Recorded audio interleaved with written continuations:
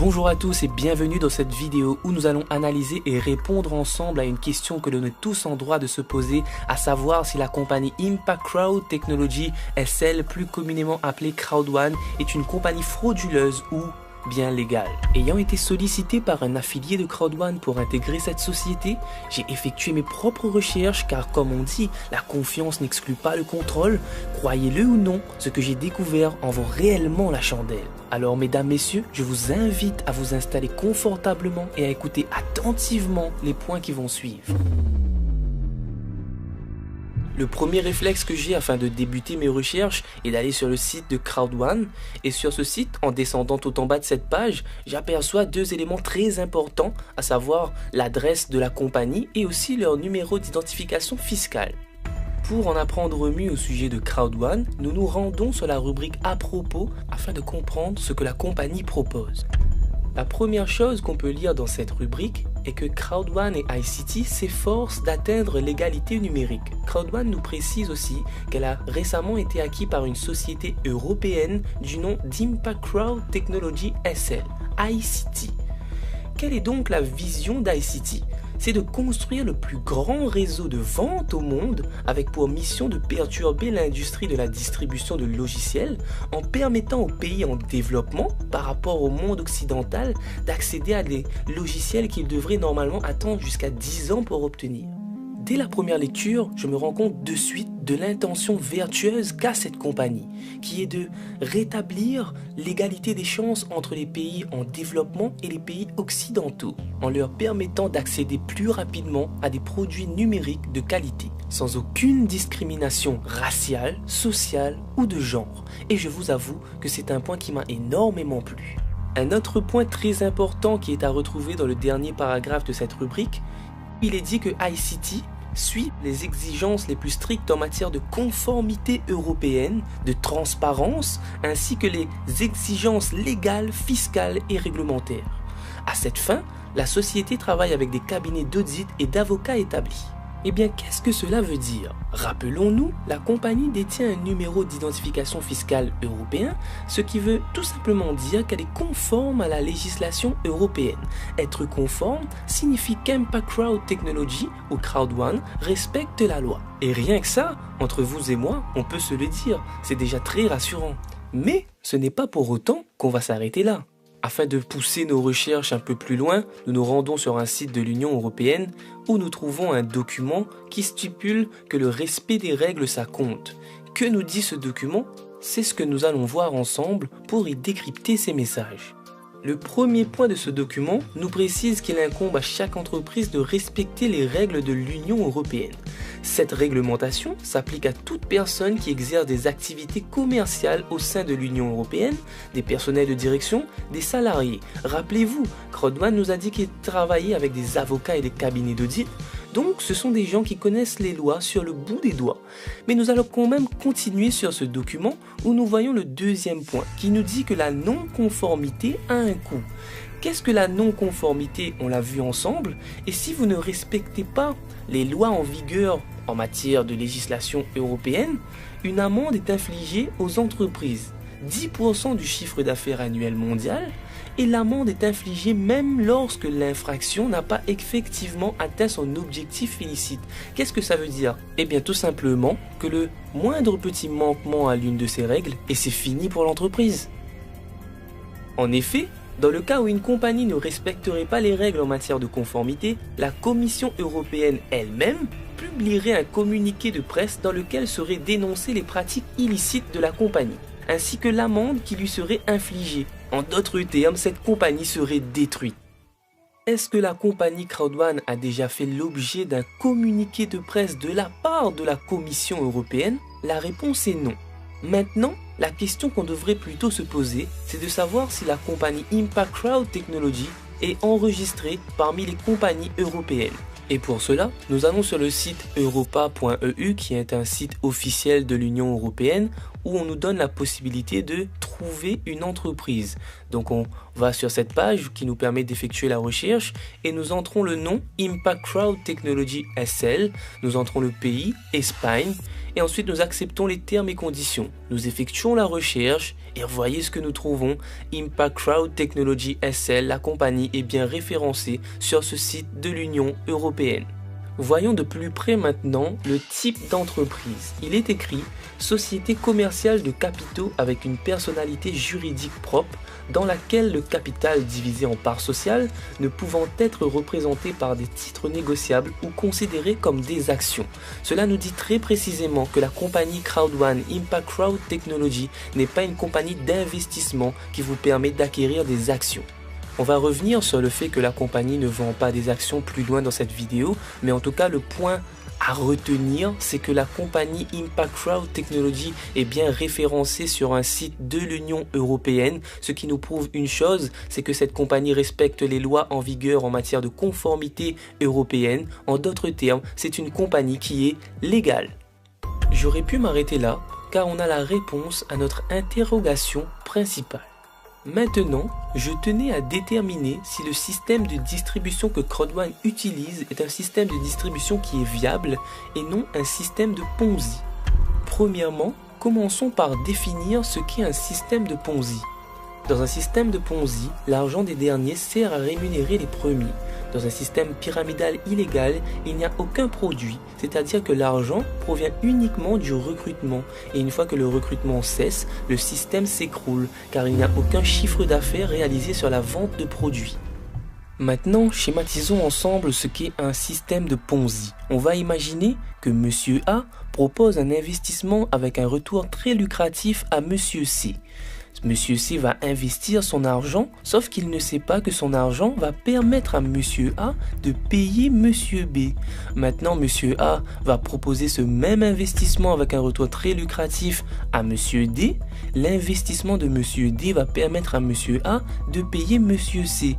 Comprenez qu'un système de Ponzi vous rémunère uniquement sur le recrutement et non un chiffre d'affaires provenant d'une vente. Ce genre de système permet à ceux d'en haut de toujours s'enrichir plus que ceux d'en bas. C'est illégal dans de nombreux pays européens et donc tout simplement comprenez que lorsque le recrutement va cesser, le système va s'écrouler.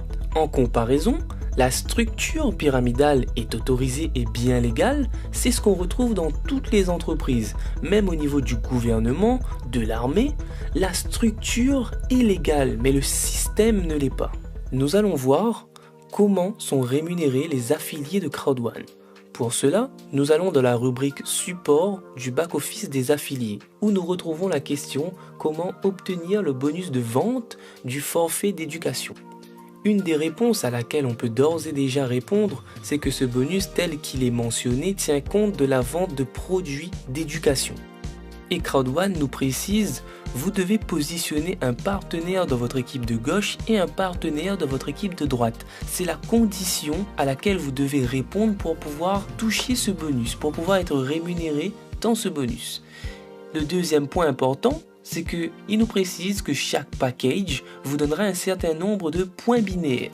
Donc BP qui tient compte tout simplement du chiffre d'affaires, ça représente le volume de chiffre d'affaires. Donc nous voyons juste en dessous les différents packs, le paquet blanc vendu pour 99 € qui rapporte 90 BP, le pack black vendu pour 299 € qui rapporte 270 BP, le pack gold vendu pour 799 € qui rapporte 720 BP, un pack titanium vendu pour 2499 € et rapporte 2250 BP. C'est grâce à ces BP que vous serez rémunéré. Donc un autre point important, seuls les points dans un équilibre entre votre équipe de droite et l'équipe de gauche seront soumis à la génération d'un solde BP qui peut être échangé contre une valeur monétaire. Qu'est-ce que ça veut dire? Ça veut dire que vous devez avoir du chiffre d'affaires à la fois dans votre équipe de gauche et dans votre équipe de droite pour pouvoir être rémunéré. Si vous avez un développement uniquement dans votre équipe de gauche par exemple, vous ne serez pas rémunéré. Le BP ne peut être crédité pour être en équilibre qu'une seule fois et aucun revenu récurrent ne peut être généré pour le même solde de BP. Ça veut dire que si vous avez positionné quelqu'un dans votre équipe de gauche et si vous avez positionné quelqu'un dans votre équipe de droite et que ces deux personnes ont acheté un pack blanc qui rapporte 90 BP, vous avez, grâce à vous, en tout cas, Crowd1 a fait un chiffre d'affaires et vous serez récompensé sur ce chiffre d'affaires une seule fois et pas une deuxième parce que Crowd1 a fait un chiffre d'affaires une seule fois. Nous allons maintenant illustrer ce qui a été dit précédemment. Ça va nous permettre de déterminer si la rémunération tient compte du recrutement ou d'un chiffre d'affaires lié à la vente de packs d'éducation. On va imaginer que Albert est positionné. Albert a son équipe de gauche et son équipe de droite qu'il doit développer. Albert parraine John. Et John, lui, il a compris le fonctionnement de ce bonus. Il va donc parrainer Paul et il va aussi parrainer Carla. De cette manière, John, il a un parrainage de son équipe de droite, un parrainage de son équipe de gauche. Ces deux partenaires ont pris un pack white, donc grâce à lui, Crowd1 a fait un chiffre d'affaires sur la vente du pack white et John a gagné 18 €. Pourquoi? Parce que le pack white, le pack blanc, rapporte 90 points. Donc on additionne 90 points x 2, ça fait 180 points. Il reçoit 10% de ces 180 points et ça représente 18 €. Maintenant, Carla, elle aussi, veut développer ces deux équipes. Elle va donc parrainer une première personne dans son équipe de gauche et une deuxième personne dans son équipe de droite. Ces deux personnes qu'elle a parrainées ont pris un pack gold. Et ce pack gold, je vous le rappelle, rapporte 720 BP. Donc au total, ça lui fait 1440 BP et elle reçoit une rémunération de 144 €. Maintenant, Eric, lui, il va positionner un premier partenaire dans son équipe de gauche et un deuxième partenaire dans son équipe de droite. Ces deux partenaires ont tout simplement acheté un pack titanium qui rapporte 2250 BP. Donc x2, ça fait 4500 BP. Il reçoit une rémunération de 450 €. On voit très bien dans cette illustration que Eric, Carla et John ont tous parrainé deux personnes, mais ils ont tous une rémunération différente. Pourquoi? Parce que Eric a parrainé deux personnes qui ont pris un pack titanium. Le chiffre d'affaires est plus élevé qu'une vente d'un pack gold et le chiffre d'affaires d'un gold est plus élevé que la vente d'un pack white. C'est de cette manière qu'est calculée cette rémunération. On voit bien qu'elle tient compte du chiffre d'affaires lié à la vente. Et comme nous le voyons, nous pouvons le constater, Albert qui est tout en haut, lui, n'a rien gagné. Ce qui veut dire une chose qui est très importante. Même si vous êtes dernier, même si vous démarrez après, vous pouvez gagner plus que toutes les personnes qui sont au-dessus de vous. C'est ce qu'on appelle un système méritocrate. Vous êtes rémunéré en fonction de votre implication, en fonction de vos efforts, et c'est comme ça que la compagnie va vous rémunérer en fonction aussi du chiffre d'affaires que vous et votre équipe vont rapporter à l'entreprise. C'est comme ça que ça fonctionne. Et ça nous permet de déterminer donc que Crowd1, avec son bonus de vente sur les forfaits d'éducation, rémunère les gens sur le chiffre d'affaires, rémunère les affiliés sur le chiffre d'affaires qu'ils rapportent à l'entreprise, tout simplement.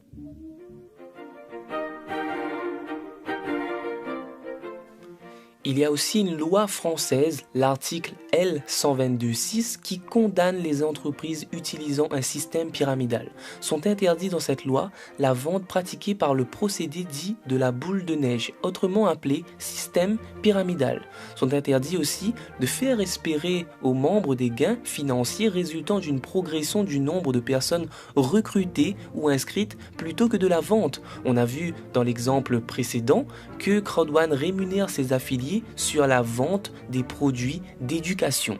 Sont aussi interdits de faire payer un droit d'entrée. Chez Crowd1, il n'y a aucun droit d'entrée. Vous achetez un produit d'éducation lorsque vous devenez membre. Cette loi précise qu'il est interdit de vendre des services à vocation pédagogique, de formation, de démonstration de vente. Ce dont cette loi fait référence et ce qu'elle interdit, par exemple, c'est si Crowd1 ou un affilié de Crowd1 vend une formation sur le fonctionnement du bonus binaire ou des autres bonus. Ça aurait été illégal. Le pack d'éducation que Crowd1 commercialise contient des modules de formation en éducation financière, en développement personnel, ce qui constitue un produit à part entière. C'est une nuance très importante à prendre en compte et à comprendre. Nous pouvons donc conclure que l'activité Crowd1 est une activité régulée et autorisée en France, ce qui la rend légale. Il est aussi stipulé dans les termes et conditions de Crowd1 que chaque affilié a pour responsabilité et obligation de déclarer ses revenus selon la fiscalité de son pays. Parlons de fiscalité en France concernant cette activité en tant qu'affilié de Crowd1. Si vous percevez des revenus avec Crowd1, vous devez les déclarer dans la catégorie BNC de votre fiche d'imposition, bénéfices non commerciaux. Vous pouvez aussi opter pour un statut d'auto-entrepreneur et encore, si vos bénéfices sont assez élevés, vous pouvez aussi ouvrir votre propre entreprise. Chaque statut a sa propre réglementation et fiscalité, à vous d'opter pour ce qui vous semble le mieux. Ce qui nous prouve une chose importante, c'est que l'activité en tant qu'affilié de Crowd1 est une activité légitime et autorisée en France. Prenons le cas d'une personne qui aurait des revenus provenant d'une source illégale. Selon vous, est-ce que cette personne serait en mesure de déclarer ses revenus sur sa fiche d'imposition? La réponse est non, bien évidemment.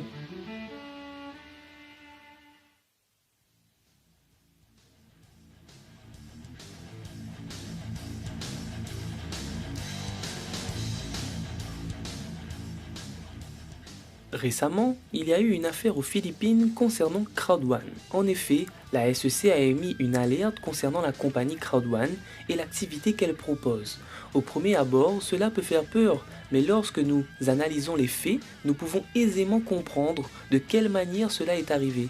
Nous nous rendons compte qu'il y a bel et bien une incompréhension totale de la part de la SEC et une désinformation abusive ayant été faite par certains affiliés.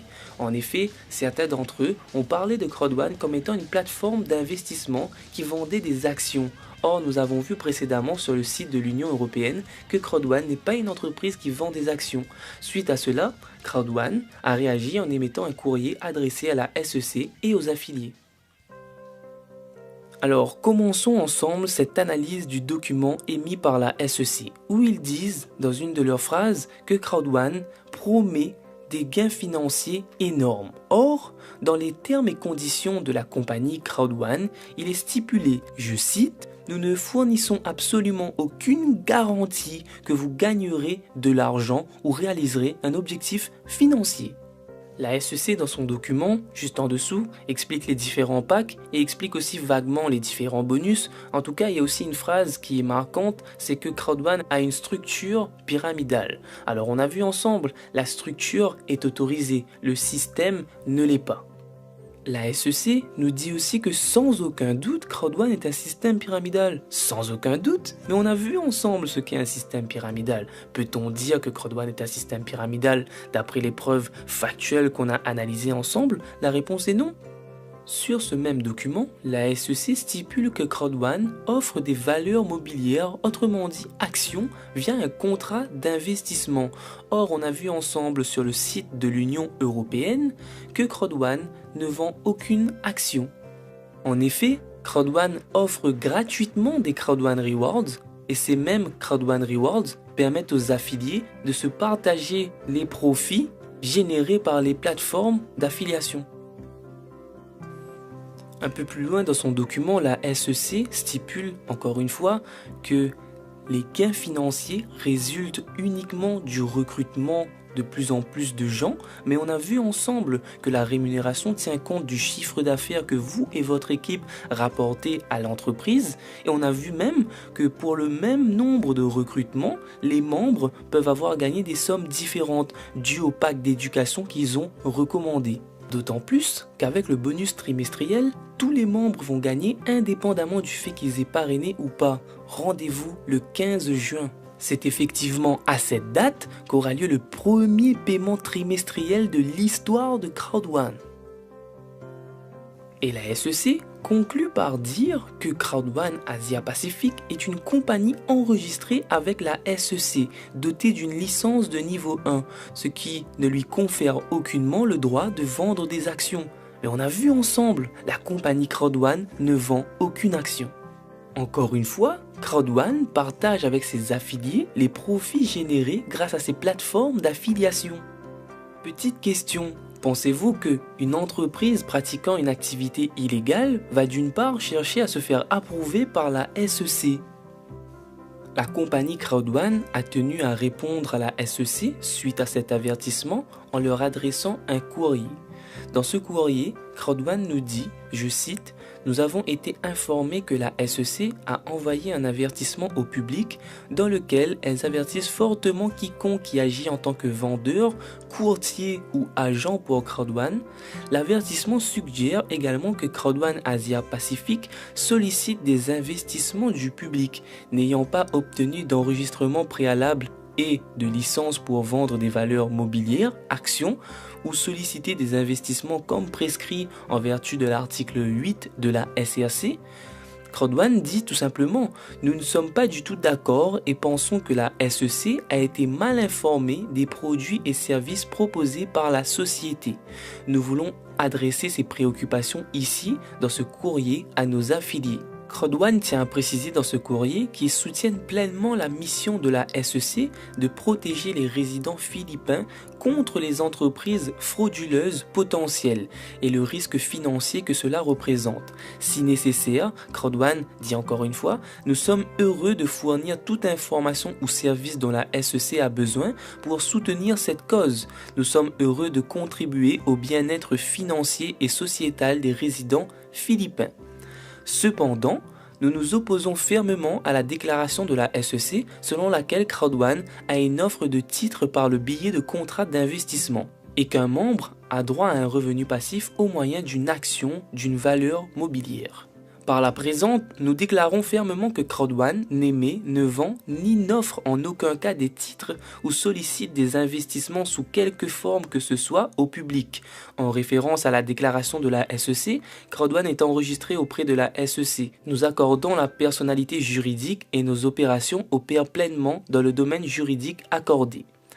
Il est strictement mentionné dans les conditions générales de Crowd1 que Crowd1 n'est pas un conseiller financier enregistré et n'est pas un instrument financier, mais simplement un ensemble éducatif auquel vous, en tant qu'affilié rémunéré, vous avez décidé de faire partie.